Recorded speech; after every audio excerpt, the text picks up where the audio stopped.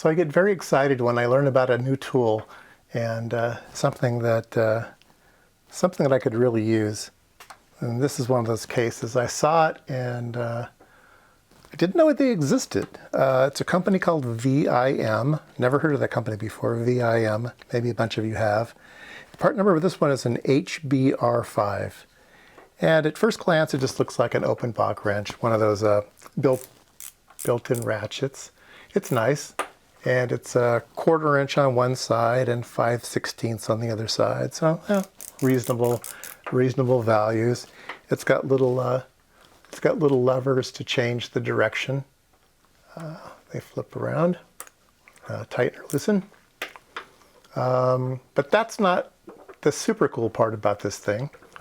The cool part is the 1/4 inch side also has a little spring mechanism in it to hold 1/4 inch bits. Now there's a little notch in these 1/4 inch bits, so when you push them in, they lock in place and they won't fall out. They're not magnetic; they just snap in, which is super cool. And then on one side of it also has a thumbwheel spinner, and on this side it has a thumbwheel spinner also. So I was just using this. I was in a tight spot and I needed this right angle thing, and I used this little hex head. And so you get these kits with a bazillion hex head. I think you get these for like $9 or something, right? They're ridiculous. And then you get this little wrench, and now you have this cool setup. And there's enough sticking out here. If you just put your thumb on it, it pops it out. It loosens it and pops it out. So that's pretty cool. This thing is only, well, let's see, center to center of these holes is only 100 millimeters, right? So it is pretty tiny. I like it. In inches, that's it's about 4.5 inches long, so it's tiny. But it comes with one attachment for this side. It comes with this thing. And again, it's just like it's got little notches in it, and it's got a spring in it. So when you pop it in,